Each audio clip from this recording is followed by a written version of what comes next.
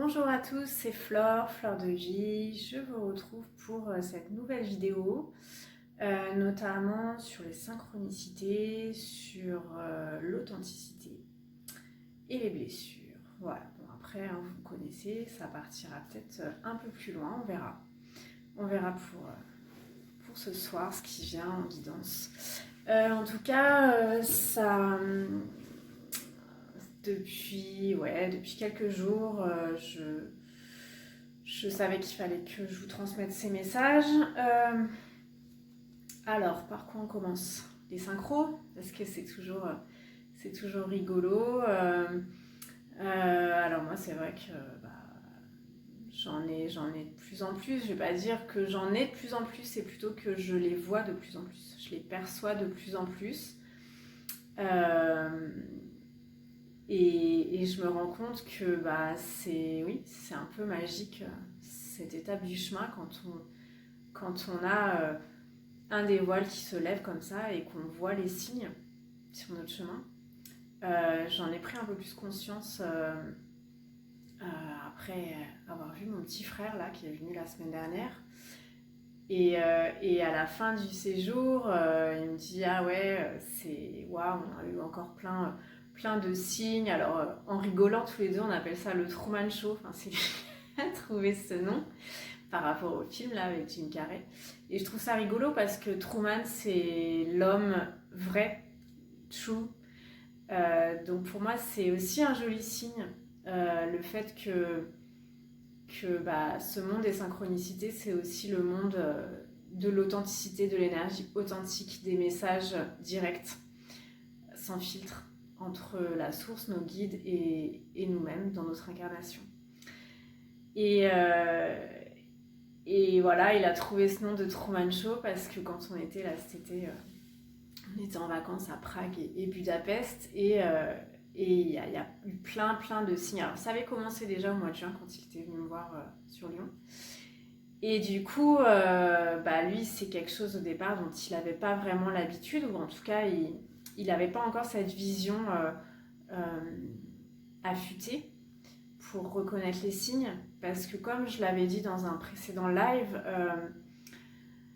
il faut faire la différence entre être à l'affût, rechercher tous les signes, la moindre plume, le moindre nombre miroir, etc. C'est pas tout à fait ça. Les synchronicités, c'est vraiment quelque chose qui nous tombe dessus, quelque chose qui n'a pas de logique en soi. C'est pas logique de voir cet objet ou ce signe ou ce symbole à ce moment-là dans notre champ de vision. Et du coup, voilà, c'est quelque chose qui vient comme ça, qui se matérialise. Voilà, c'est le mot que je cherchais, qui se matérialise pour nous transmettre un message. Mais en même temps, plus on a l'œil aguerri, hein, plus on connaît les symboles, plus on va être, plus on va avoir l'esprit vif dans la recherche, même pas la recherche, mais dans la vision des détails. C'est comme si c'était une autre vision en fait. Hein. Alors, je sais pas s'il y a des autistes, un type d'autisme qui a ce trait-là, ce symptôme-là, mais en tout cas, c'est quelque chose de... Enfin, moi, j'ai toujours été comme ça, hein, de voir les détails partout, de voir tous les petits trucs. Hein. Alors, c'est peut-être aussi un trait de perfectionnisme, mais en tout cas, le fait d'avoir cet œil avisé, ça va permettre de voir plein de choses. C'est comme si on ouvrait le champ de vision vraiment au maximum. Et comme je disais, il y a la connaissance aussi de certains symboles qui vont faire qu'on va avoir une autre lecture, une autre interprétation qu'une autre personne qui n'aurait pas ces clés de lecture. Et c'est là que la magie se met en place. C'est l'âme qui agit à travers tous ces symboles, toutes ces choses autour de nous, comme disent les alchimistes, n'importe quel élément, tout ce qui est incarné ici avec nous peut être le support de l'esprit qui vient nous transmettre un message. Alors, les derniers en date, il y en a eu des jolis là cette semaine, notamment, alors je crois que c'était mardi, euh, juste après ouais, le saut en parachute que j'ai fait. Hein, vous avez pu voir la petite vidéo là où j'étais toute encore dans les endorphines et juste après le saut. Euh, donc ensuite, il y a eu ce matin-là, je sortais de ma salle de bain, puis en sortant, je vois qu'il y a une lumière un peu particulière dans le salon, donc je vais voir, et là je regarde par la fenêtre, et il y avait un arc-en-ciel, un grand arc-en-ciel à 7h30 du matin. Il n'y avait pas de pluie, il n'y avait pas de... il n'y avait pas les conditions que je connais habituellement pour avoir un arc-en-ciel. Donc vraiment, c'était un beau cadeau, très très beau cadeau dès le matin là. Et, euh, et ça m'a rappelé un autre arc-en-ciel que j'ai eu l'année dernière. Alors là, pareil, hein, dans des conditions très inattendues. Je ne savais même pas que ça existait. C'était un arc-en-ciel en fait autour du soleil. Donc un rond, un cercle autour du soleil. Et puis, comme souvent, il y a un deuxième arc-en-ciel là qui est en réflexion ou à côté. Et bien là, ça faisait un deuxième cercle comme ça. Voilà, donc c'était magnifique. Hein. Bon, sûrement certains ont reconnu ce symbole. Vraiment magnifique. Alors c'est un phénomène qui existe, qui est très très rare, mais qui existe. Bon, à Lyon, je n'ai pas retrouvé trace de ça. Mais voilà, c'est arrivé en plein entre midi et deux, là, quand j'étais dans la cour d'école. C'est des enfants qui l'ont vu, hein, qui sont venus me voir et en me disant maîtresse, c'est un arc-en-ciel autour du soleil. C'est quoi ce truc? Et effectivement, voilà, un joli signe. Moi, c'est vrai que les arcs-en-ciel, c'est quelque chose qui me parle très souvent. Alors aussi, il faut savoir que chacun, on a des signes récurrents qui vont nous parler. Euh, c'est Patrick, alors j'écorche toujours son nom, Patrick Bauernsteinäs, voilà, j'ai réussi. Alchimiste très renommé qui explique que c'est comme si on est dans une pièce sombre et puis tout d'un coup, il y a une flamme qui s'allume et qui va éclairer un objet, par exemple, qui va éclairer un verre. Et donc, l'image du verre va se refléter de proche en proche, comme ça, tout le long du chemin. Et c'est un petit peu ça. Selon les personnes, on va avoir des symboles qui nous parlent plus que d'autres. Et chaque personne va ressentir quelle est pour lui la signification. Euh, Qu'est-ce qui met derrière ça et à quoi ça se rattache pour lui, en quoi ça lui parle en fait.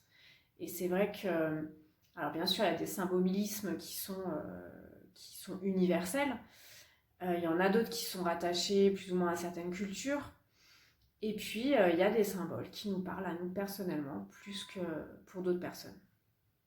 Voilà, moi c'est vrai que l'arc-en-ciel, c'est quelque chose qui a, qui a toujours signifié pour moi le fait que les guides étaient là. Voilà, qui me faisaient un petit coucou et qui me disaient on est là, t'es pas toute seule, euh, on est à côté, on est juste là et on œuvre ensemble.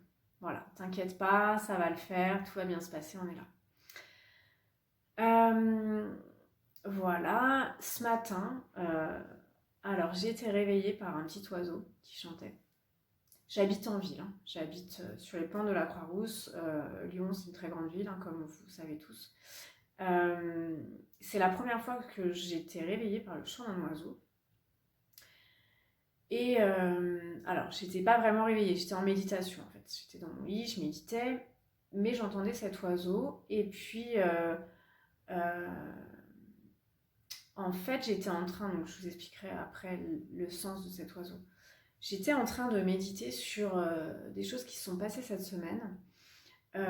Et c'est aussi pour ça que je voulais faire cette vidéo, pour revenir sur le positionnement qui nous est demandé de plus en plus, je dirais toujours plus de positionnement, affiner de plus en plus qui on est, assumer nos choix, assumer nos décisions, quelles qu'en soient, j'allais dire les conséquences, quel qu'en soit le prix ou en tout cas la façon dont les autres vont l'accepter ou non. Et moi, cette semaine, j'ai été confrontée à ça, c'est-à-dire assumer, oui, assumer certains choix. Et il y avait aussi beaucoup la peur du rejet, bien sûr, derrière ça. J'ai, j'ai très longtemps fonctionné, et je dis pas que c'est fini, hein, c'est une étape hein, pour moi, c'est-à-dire que j'ai vu cette situation-là m'a fait prendre conscience que voilà, j'avais avancé sur ce chemin, mais c'est, c'est toujours en construction, c'est pas fini. Euh, En tout cas, très longtemps dans ma vie, et c'est aussi pour ça que je pensais que j'étais runner au départ, parce que euh, j'avais toujours peur de ce que les autres allaient penser. J'avais toujours peur de ne pas être acceptée. Alors, est-ce que c'est la peur du rejet? Est-ce que c'est la peur de l'abandon? Pour tout vous dire, j'en sais rien. Moi, je pense que j'ai les deux. Chaque personne, à mon sens, a plus ou moins, dans des pourcentages différents les uns des autres, mais à mon sens, on a tous plus ou moins ces blessures-là, donc les 5 blessures dont parle Lise Bourbeau, qui sont la blessure de rejet, la blessure donc liée à la blessure de rejet, ensuite il y a la blessure d'injustice, la blessure d'abandon, liée à ça la blessure de trahison, et puis la blessure d'humiliation. Il y a d'autres personnes qui rajoutent aussi la blessure d'incarnation.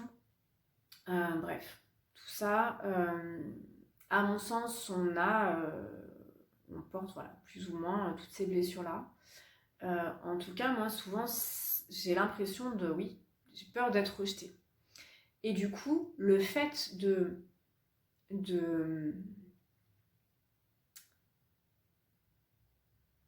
d'avoir peur que les autres me rejettent pour certains choix ou pour certains actes, hein, parce que c'est ça, hein, les choix, ils entraînent des actes, pour certaines actions, pour certaines réactions, certaines paroles, tout ça, ça a fait que petit à petit, progressivement dans ma vie, et même si j'en ai eu conscience assez tôt, mais c'était un combat avec moi-même d'assumer mes choix, d'assumer qui j'étais et de ne pas avoir peur de ce qu'allaient penser les autres. Il y a 10 ans, même plus de 10 ans maintenant, quand j'ai pensé à devenir énergéticienne, bah, je ne me suis pas lancée parce que j'avais peur, bon, bien sûr, est-ce que j'allais pouvoir en vivre, est-ce que ça allait être mon activité principale, mais surtout, qu'est-ce que les autres allaient penser de moi, ouais, quelle image j'allais renvoyer.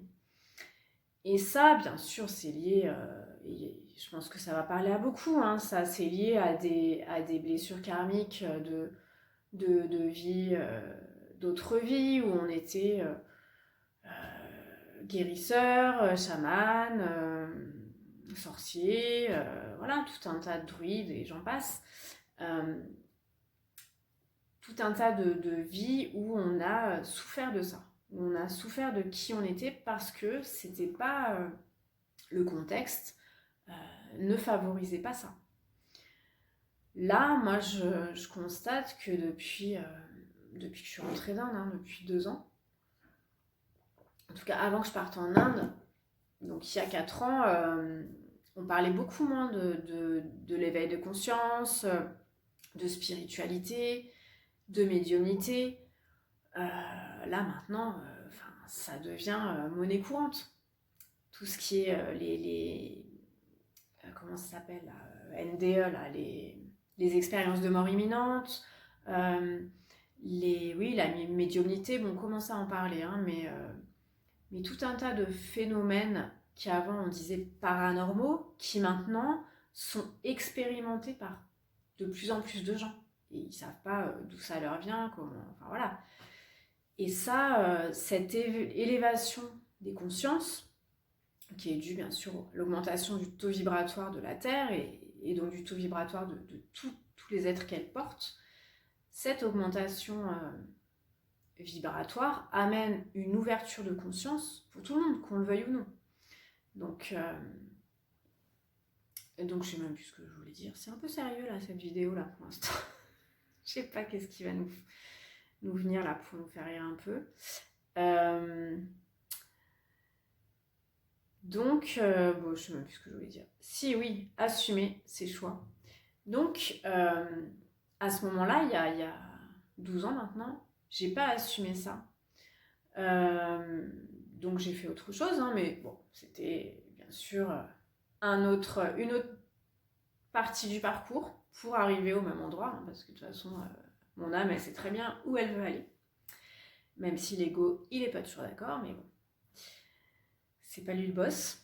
Et du coup, assumer mes choix, ça a été quelque chose, ça a été tout un parcours. Ça a été aussi, quand je suis partie en Inde, bien sûr, ça a été un choix douloureux parce que je sentais qu'il fallait le faire. Bon, j'ai aussi été conseillée, hein, et ça a été aussi pour moi dans mon parcours quelque chose d'assez difficile à... Comment dire? Je trouve pas les mots là. Le fait d'écouter trop l'extérieur. Voilà. Parce que comme j'avais peur de ce qu'allaient penser les autres, en contrepartie, j'écoutais trop les autres. J'écoutais trop l'extérieur et je me faisais pas suffisamment confiance. Dans mes choix, dans mes ressentis, dans mes intuitions, dans ce que je sentais au plus profond de moi. Et même si ça avait aucune logique, c'est ce que je sentais. Sauf que j'étais à la fois trop dans la logique façon chaser, donc les conditionnements, ça non, on peut pas faire ça parce qu'il y a personne qui fait ça et tout le monde doit faire comme ça et on m'a dit de faire comme ça. Voilà, on m'a dit d'eux, et ça, le côté runner, on va dire, c'est le dernier qui a parlé qui a raison, quoi. Parce que j'avais pas suffisamment confiance en moi. Dans tous les cas, cette vie, cette tranche de vie en Inde, ça fait partie de mon chemin initiatique et je le savais avant de partir. J'avais reçu des messages dans ce sens. Toujours est-il que c'était une décision très difficile parce que je partais avec 2 valises là. Donc toutes mes affaires se réduisaient à ça. Et je ne savais pas quand j'allais revenir et si j'allais revenir. Moi, je disais aux gens, voilà, j'ai un billet à aller, je ne sais pas quand est-ce que je vais revenir. Et c'était la vérité. Et ça a été pour beaucoup de personnes hyper violent. Et du coup, moi, je m'en voulais, je culpabilisais beaucoup d'avoir fait vivre ça à mon entourage, à ma famille. Mais toujours est-il que c'était mon choix. C'était ce que je ressentais au plus profond de moi. Et ça a été vraiment une belle leçon de cette expérience de positionnement par rapport à ma vérité, à ce que je ressentais. Ensuite, voilà, il y a tout un tas d'événements qui m'ont fait cheminer dans le fait d'assumer ça, d'assumer ses choix. Et donc, dernièrement, cette semaine, j'ai eu à me positionner à un moment donné, à prendre un choix. Et comme souvent, quand je prends des choix, c'est non négociable. C'est-à-dire que... Et ça aussi, il y a eu très longtemps, hein, une longue période, jusqu'à encore peu de temps, où je me voulais de ça. Je m'en voulais de... Je me culpabilisais voilà, en gros, de savoir ce qui était bon pour moi et de le faire, quoi. Sans que les autres aient de prise là-dessus. Je vais peut-être allumer parce que je ne sais pas si vous me voyez bien.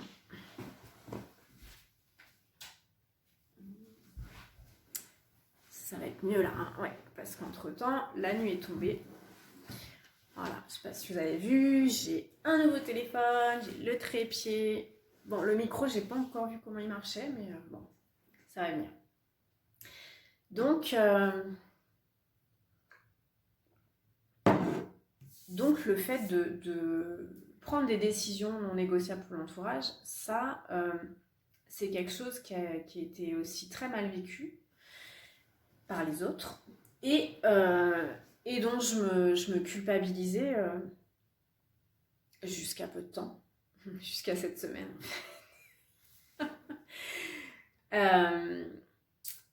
Je dis pas que voilà, hein, que ça va pas se reproduire, hein, ce fait de culpabiliser, mais en tout cas, Il y a quelque chose qui s'est décanté cette semaine, qui s'est débloqué. Donc en fait, donc j'avais peur de prendre des décisions alors que je savais que c'était bon pour moi parce que j'avais peur de faire souffrir les autres, de ce qu'allaient penser les autres. Et du coup, je prenais des fois, non, je prenais pas les décisions ou alors j'écoutais d'autres personnes. Et comment exprimer ça? Le fait que oui, pour l'entourage, ça peut être quel qu'il soit, hein, ça peut être l'employeur, ça peut être la famille, les enfants. Bon, les enfants, ils sont très, très doués pour nous faire travailler tout ça. Mais c'est... voilà. Quand on sent quelque chose est bon pour nous, même si c'est violent pour l'entourage, quand je dis violent, là j'emploie des grands mots, quand c'est perturbant, des fois on est tenté de se dire ok, bon, je mets mes besoins sous le tapis et puis je vais contenter tout le monde et puis voilà. Sauf que ça va 5 minutes, mais c'est pas pérenne. Et puis c'est de moins en moins pérenne avec les énergies actuelles. Du coup, ça m'a fait prendre conscience, surtout cette semaine, parce que le choix que j'ai pris, il était non négociable. Et c'est ça aussi où je voulais en venir, c'est que avant je me culpabilisais parce que j'avais l'impression, comme les autres réagissaient mal, que c'est moi qui avais fait les mauvais choix. Que j'avais été égoïste, que j'étais pas empathique, que je pensais qu'à moi, que je me rendais pas compte que je faisais souffrir les autres. Tout ça, c'est du chantage affectif, bien sûr. Mais bon, quand on est dans le truc, on se dit ouais, c'est vrai, je peux pas me permettre de faire vivre ça aux autres, c'est pas bien, voilà, tous les jugements, les auto-jugements, auto-sabotages qu'on peut se mettre à nous-mêmes. Parce que voilà, on veut pas faire souffrir et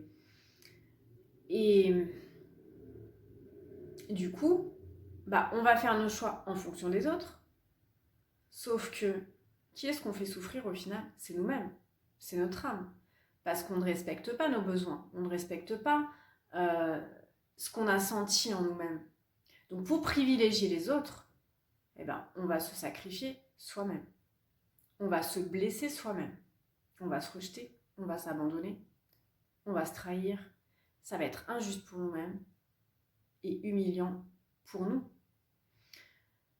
Toutes ces blessures-là qu'on s'inflige à nous-mêmes pour ce qu'on croit, ce que notre ego croit, pour ne pas faire souffrir les autres, pour être une bonne personne, pour être un bon enfant, pour être accepté, pour être dans le moule, quoi, tout simplement. Et ça, cette semaine, en fait, je me suis rendu compte que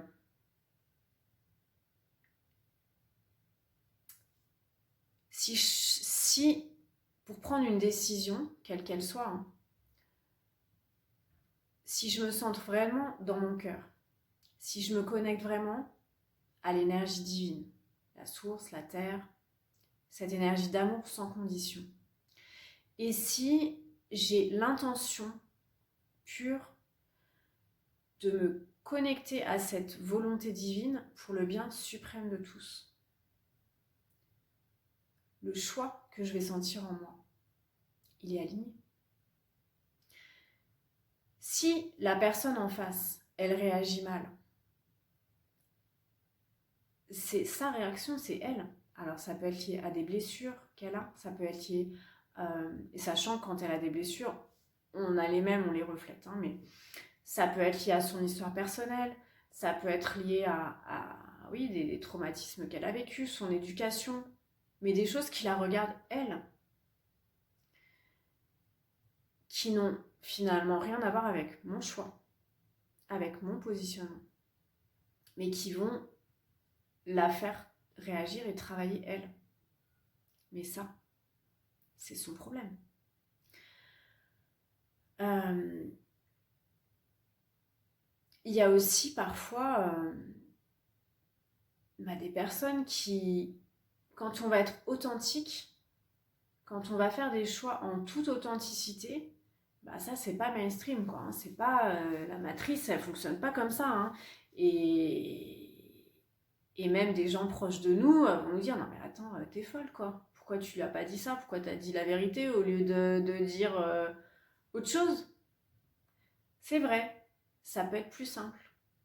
Ça me fait penser une fois en Inde où dans l'école où je travaillais, hein, avec une directrice indienne, employeur indien et tout, un matin, mon réveil sonne pas. Alors je sais plus si pourquoi, pourquoi j'avais éteint par inadvertance, ou il n'y avait plus de batterie, bref, il sonne pas. Donc je me réveille à l'heure où je devais partir au boulot. Donc forcément, j'allais arriver en retard. Donc j'ai envoyé un SMS, j'ai prévenu la directrice en lui disant voilà, mon réveil n'a pas sonné, excuse-moi, je vais arriver avec 10 minutes de retard, ou un quart d'heure, je sais plus, c'était pas grand-chose. Et voilà, j'arrive, elle me prend dans son bureau, elle me dit mais Flore, non mais c'est quoi ça? Tu me prends pour qui? Tu me dis que ton réveil n'a pas sonné. C'était limite, mais t'aurais pas pu me dire que... Ouais, elle me dit c'est quoi cette excuse là? Et je lui dis mais c'est la vérité. Je te dis la vérité. Je préfère te dire les choses. Ça sert à rien de trouver des excuses, je te dis la vérité. Ouais, mais bon, quand même, limite, j'aurais préféré que tu me dises que ta grand-mère était décédée, ou voilà, une excuse plus. Qui vend du rêve, quoi. Bon, sauf que là, j'estime que déjà, ça, c'était. C'était il y a 3 ans, hein, donc j'ai avancé sur mon chemin d'authenticité. Et puis. Et puis c'est comme ça, quoi. Je suis plus en Inde, je suis plus. Alors ok, il y a d'autres cultures où ça fait partie de la culture. On vend du rêve en racontant des cracks. En France, on est un peu comme ça quand même, hein. Dire le mensonge, c'est quelque chose qui est socialement accepté. Pour moi, c'est plus possible. Si voilà, si je veux être authentique, si je veux être alignée, c'est plus possible. Je peux pas vibrer cet exemple-là. Les élèves que j'ai à l'école, là, c'est des jeunes enfants, ils ont 6 et 7 ans, puis il y a des plus petits dans d'autres classes en maternelle. Euh, je peux pas leur apprendre à mentir. C'est quelque chose qu'on attend d'eux, ça, hein, des enfants, de dire la vérité, mais on est dans une société où le mensonge est socialement accepté. C'est intolérable. Tout ça pour dire que, voilà, que bon, c'est pas facile, hein, bien sûr, hein, mais d'être authentique, d'être dans la vérité. Mais je me suis rendu compte, en fait, cette semaine que qu'est-ce qui était difficile? C'était de ne pas être authentique pour être accepté par les autres, pour ne pas être rejeté par les autres. Ou c'était être authentique, être vrai, être moi-même. Et puis, voilà, ça apprend ou à laisser, quoi. Je suis comme je suis. Je m'efforce d'être alignée, je m'efforce de prendre des décisions en tenant compte des autres. C'est ça être responsable, mais ça veut dire aussi tenir compte, oui, de moi, des autres. Du coup, ça permet d'enlever cette culpabilité du mental, de l'ego. Le fait de se dire, ok, j'ai... Peut-être que ça plaît pas à tout le monde, mais c'est ce que je ressens au fond de moi. C'est mon âme qui me met la pression, quoi. Donc à un moment donné, si je suis pas cette voie-là, ça va me retomber dessus de toute façon. Ça, voilà, il y aura le retour de bâton derrière, de la source. Et puis, je m'oublie moi-même. Je m'éloigne de l'amour de moi-même. Je me sépare de moi-même. Alors que ce que je recherche, c'est de me réunir à moi-même, d'être dans l'unité. Donc cette unité-là, elle m'engage à être vraie, à être authentique. Même si ça ne plaît pas à l'extérieur. Pourquoi ça ne plaît pas ? D'une part parce que voilà, les conditionnements de la matrice font que c'est choquant d'entendre la vérité parfois. Des fois ça fait pas plaisir. Et puis donc on est conditionné comme ça. Et puis aussi parce que avoir quelqu'un d'authentique en face de nous, ça fait résonner parfois nos blessures, ce qu'on a à travailler tout simplement. Mais voilà, j'en suis à un point où je vais pas dire que je m'en bats les coucougnettes, mais parce que j'en ai pas. Mais c'est pas mon problème, quoi. Voilà, c'est difficile d'être authentique, d'assumer ses choix, mais j'ai pris la décision d'assumer ce que je suis et d'être droit dans mes bottes, quoi. Et puis si l'autre en face ça le perturbe, c'est comme ça. C'est pas un manque d'amour ou un manque d'empathie, c'est l'amour pour moi, c'est m'accepter moi, parce que je sais bien que le moindre détail, la moindre micro-situation, micro-action comme je dis, où on va se désaligner de qui on est, après, il faut ramer derrière. Il faut ramer pour revenir à son unité. Donc ça, c'est vraiment quelque chose qui s'acquiert petit à petit, progressivement, à la force de qui on est. Mais il faut avoir l'intention, c'est du courage, c'est pas facile. Mais je peux vous dire que une fois qu'on a eu ce déclic-là, voilà, on est qui on est.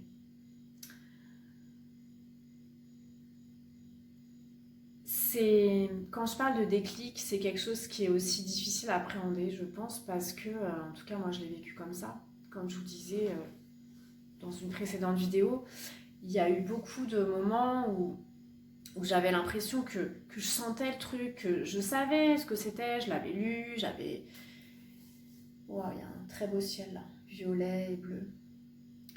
Bref, j'avais lu, voilà, j'apprenais le truc, mais que mentalement. Et avant de le vivre, c'était difficile parce que j'avais l'impression que j'avais pas passé le cap. Mais quand on est prêt, on passe le cap.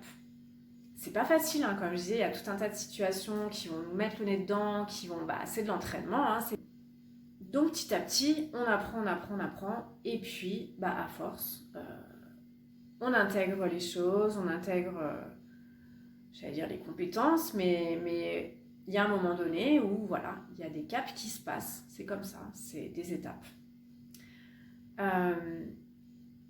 Pour en revenir à mon histoire de cygne avec l'oiseau, du coup, ce matin, parce que j'étais encore là-dedans, là, à me dire, j'étais encore dans l'analyse de ce qui s'était passé. Et... donc j'ai fait un travail d'Ho'oponopono. Donc Ho'oponopono, c'est une technique hawaïenne, énergétique, qui permet d'enclencher, par l'énergie du pardon, d'enclencher la libération des mémoires et la transmutation d'une situation. C'est-à-dire que les énergies qui ont été bloquées par un conflit, par un problème, quel qu'il soit, ces énergies-là vont être transmuter et libérer. Libérer en amour sans condition. C'est une technique qui est très puissante, en tout cas que moi j'aime beaucoup, je la trouve hyper efficace. C'est quelque chose qui... Moi j'aime bien les choses simples et efficaces. Et pour ça je trouve que c'est un super outil. Bon après je l'ai fait à ma sauce dans le sens où maintenant j'ai une façon de méditer, j'ai une façon de visualiser... énergétiquement les choses qui font que voilà, c'est à ma sauce quoi. Donc j'étais ce matin en train de méditer par rapport aux personnes avec qui j'avais eu j'avais eu ces situations à travailler. Et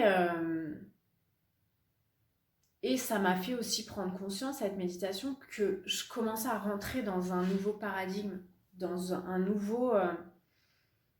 je quittais un système de croyances, dont je vous ai parlé longuement là jusqu'à maintenant, dans cette vidéo, pour aller vers autre chose. Et ça, je pense que c'est quelque chose cette semaine qui était très présent. Ce fait c'est comme si on mettait en lumière des systèmes de fonctionnement, des systèmes de croyances, des conditionnements qu'on avait depuis des années, des vies. Et que là, on avait l'opportunité de les voir, d'en prendre conscience et de lever les voiles de l'illusion, les voiles d'Isis, comme on dit, pour pouvoir mettre en place d'autres façons d'être, en tout cas notre façon d'être, la nôtre, véritable. Ça, j'en parlais cette semaine avec Jean-Michel, un de mes amis en Belgique, que je salue s'il me regarde.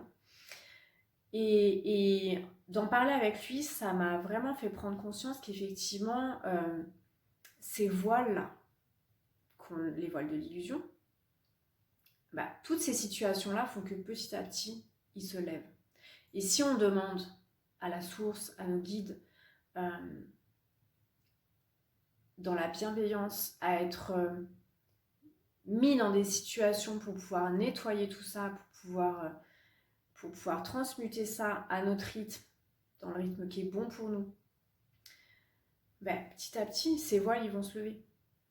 Alors, il y a aussi différentes techniques qui vont faire qu'on va pouvoir activer ça. Mais rien que d'avoir l'intention pure et de se connecter à qui on est vraiment, petit à petit, ça va se faire. Et c'est aussi le propos de ce chemin alchimique, du chemin de couple sacré, etc. Bien sûr, tout ça, c'est la même chose. C'est parcourir le chemin pour aller vers la conscience de qui on est vraiment. Et donc, il y avait aussi, on en parlait avec Jean-Michel, toute cette histoire en ce moment-là des croyances, des systèmes de croyances obsolètes, mais on y croit dur comme fer, quoi. Hein, c'est le mental, l'ego, il est très fort pour ça.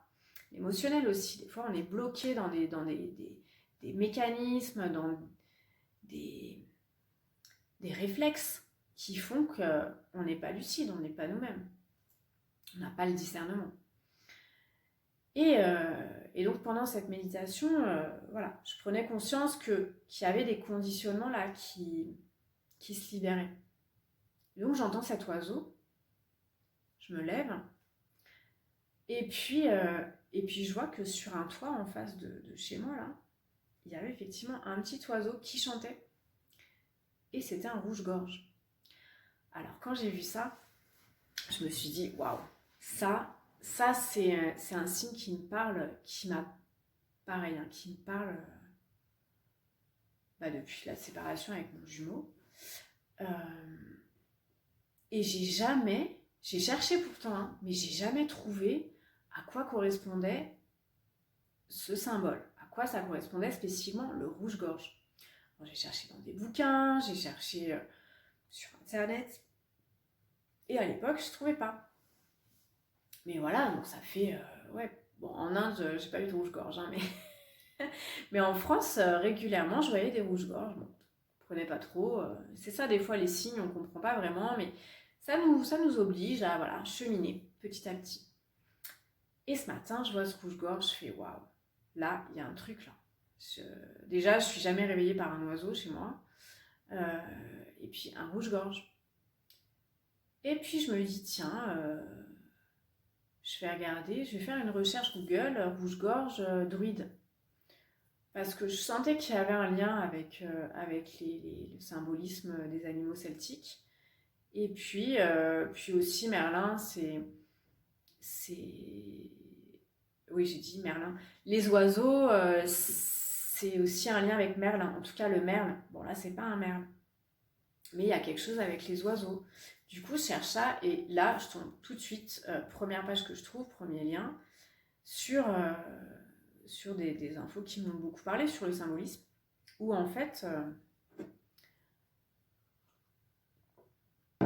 en fait, le rouge-gorge, il symbolise, c'est un message qu'il y a une situation qui est en train de se décanter, qu'il y a une évolution positive qui est en train de se produire, et qu'il y a alors je sais plus ce que c'était dans le site ce qu'il disait, mais en gros qu'il y a une reprogrammation des croyances. Et c'est exactement ce que j'avais vécu cette semaine, et ce que j'avais finalisé par la méditation. Donc c'était très fort, hein, comme quand j'ai lu le truc, j'ai fait ok, c'est ça. Et puis en plus de ça, le rouge-gorge, c'est bon, il y a toute une symbolique par rapport au rouge, qui est lié à la passion du Christ. En tout cas, c'est un animal qui est un des comment dire, qui est un signe divin, hein, vraiment. Il y a aussi le fait que c'est le compagnon des jardiniers, des agriculteurs. Il y a un lien avec l'abondance, la fertilité, la sympathie.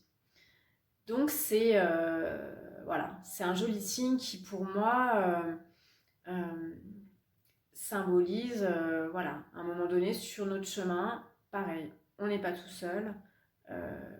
Un petit clin d'œil des guides et de la source pour nous dire voilà, t'as des amis partout autour de toi, t'es soutenu, et puis cette évolution positive, elle est en train de se faire. Ce changement positif, il est en train de prendre racine pour un nouveau paradigme, comme je disais tout à l'heure. Et puis après, je ne sais plus pourquoi dans la matinée, je retombe sur une page Google où là, en fait, il y avait un lien entre le rouge-gorge et le roi Arthur. Alors là, je ne me souvenais pas de ça. Je l'ai peut-être lu une fois, hein, mais je m'en souvenais pas. En fait, le rouge-gorge, c'est lui qui indique au futur roi Arthur l'emplacement. Donc c'est dans un cimetière, je crois. Donc il l'entend chanter, il le suit. Et là, il se pose ensuite, le rouge-gorge, sur le pommeau de l'épée, qui était dans la pierre, là. Donc il montre l'emplacement à Arthur. Et en fait, il s'agirait de Merlin, qui avait pris l'apparence d'un rouge-gorge. Alors, il y a dans certains symbolismes aussi, on dit que le rouge-gorge, c'est le petit roi. Alors moi, ça m'a fait penser au roitelet. Bon, le roitelet, il ressemble pas au rouge-gorge, hein. C'est un petit oiseau aussi, mais qui n'a pas les mêmes couleurs. Mais le roitelet, c'est aussi... donc ça, c'est Éric Charpentier qui en parle dans la vidéo de Nurea sur les Merlins. Donc l'archétype du chaman. Et en fait, donc le roitelet symbolise aussi, est lié à Merlin, en plus du merle, qui bien sûr... alors le merle, lui, il est bon, déjà par son nom, hein, il a un lien avec Merlin, et aussi pour moi le fait que le merle, il sautille en fait, quand on le voit, hein, dans des jardins, il sautille comme ça. Et le merlin, dans l'étymologie aussi, ça voulait dire, donc ça, Éric Charpentier en parle très bien, ça voulait dire le chaman qui saute, qui a des transes, donc c'est des transes chamaniques où on devient un peu fou, entre guillemets, dans le sens où on gesticule dans tous les sens et on saute. Il y a vraiment cette idée de sauter. Donc je pense que c'est pour ça que le merle était en lien avec ce type de transe chamanique du Merlin.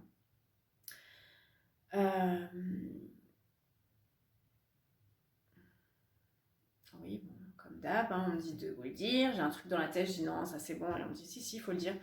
Donc Éric Charpentier explique que ce type de transe chamanique, il y en a, ça existe encore dans une île en Indonésie, à côté de Java, où certaines personnes, pour pouvoir accéder à des informations des esprits, de leur âme, ont ce type de transe où ils sautent. Donc alors c'est peut-être ailleurs dans le monde, mais on n'a pas étudié ça, mais en tout cas, dans cette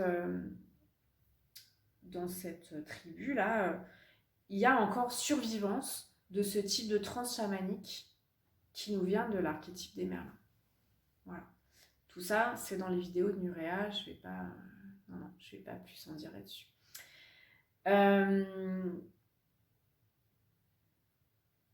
Quoi d'autre? Non, ça c'est sur les runes, on va pas en parler aujourd'hui.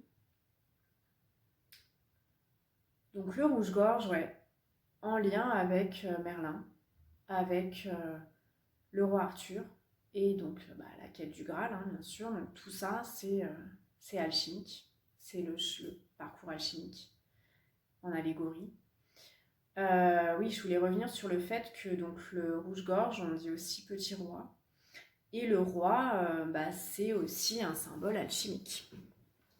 Donc ça, c'est Patrick Bronsteinas qui en parle par rapport à l'histoire du Petit Prince, qui est aussi un conte alchimique de Saint-Exupéry. Et le Petit Prince, donc Patrick Bronsteinas, nous explique que c'est un prince, c'est un petit roi, donc il a une couronne. La couronne, c'est quelque chose de symbolique aussi, dans le fait que c'est accepter, assumer qui on est, assumer notre royaume, assumer notre responsabilité aussi, assumer notre pouvoir personnel. Et en alchimie, le roi et la reine, donc deux personnes qui portent des couronnes, représentent l'homme et la femme, les deux polarités, le soufre et le mercure, voilà. Les deux polarités qui vont s'unifier dans le processus alchimique. Donc c'est aussi, à mon sens, pour chacun, dans sa quête personnelle,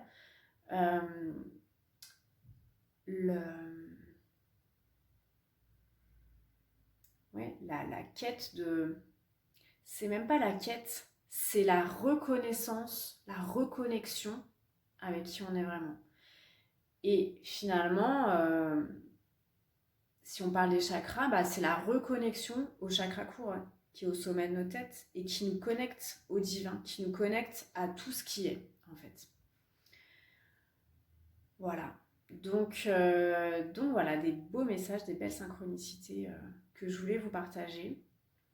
Et puis aussi, ouais, c'était important pour moi d'évoquer avec vous toutes ces histoires de choix, de qui on est. Comme je le disais, je pense que je terminerai là-dessus, moi c'était par rapport au rejet, mais je pense que pour chacun, comme je disais, chacun a des blessures à des proportions différentes, mais en tout cas, se choisir soi, c'est-à-dire s'écouter, se respecter. Se respecter, ça veut dire tenir compte de ce qu'on entend à l'intérieur de soi et poser les actes nécessaires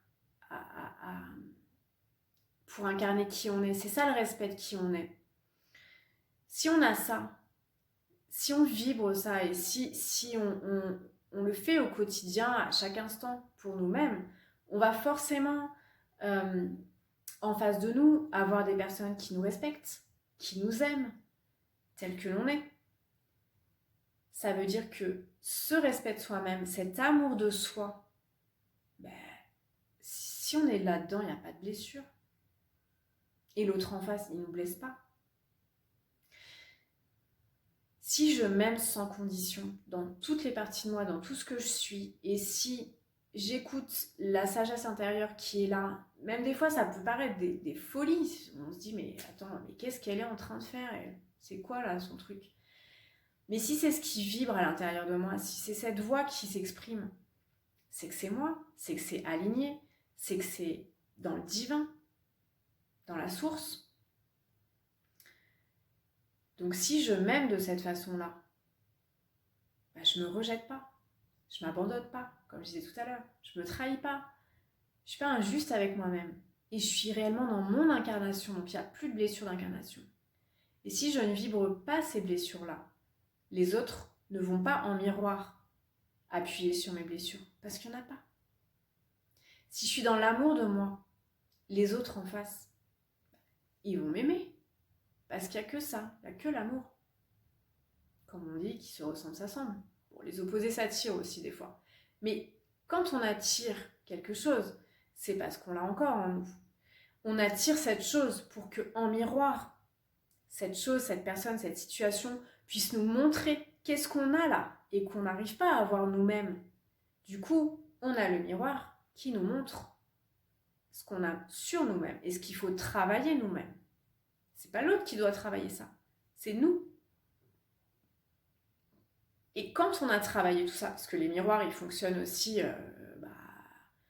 ensemble, dans le sens où l'autre me montre en miroir ce que j'ai, mais moi, si je lui montre aussi quelque chose, c'est qu'il l'a aussi lui, parce que je suis aussi son propre miroir. Donc si je travaille sur moi, si je nettoie, si je guéris, si je libère, si je transmute, si je m'aime et si je rayonne ça, l'autre en face, ça va pouvoir lui permettre de prendre conscience, de travailler, d'être qui il est, d'être dans l'amour de lui-même. Et du coup, d'être dans l'amour de tout ce qui est. Voilà, c'était ce que je voulais partager ce soir avec vous. Je réfléchis à ce qu'il y a d'autres choses qui me viennent. Non, je pense que c'est déjà pas mal. On est presque à 1 heure de vidéo. Voilà, ce soir c'est la nouvelle lune. Je vous souhaite à tous une super nouvelle lune, des très belles énergies dans la balance là, qui viennent à nous. Donc de plus en plus d'équilibre, de plus en plus de libération et de, comme je disais, de libération des anciens fonctionnements, des anciennes croyances pour aller vraiment lever les voiles et aller vers qui l'on est, dans notre sagesse intérieure. Voilà. Je vous remercie, je vous souhaite à tous une très très belle soirée, un bon week-end, prenez soin de vous et à très bientôt.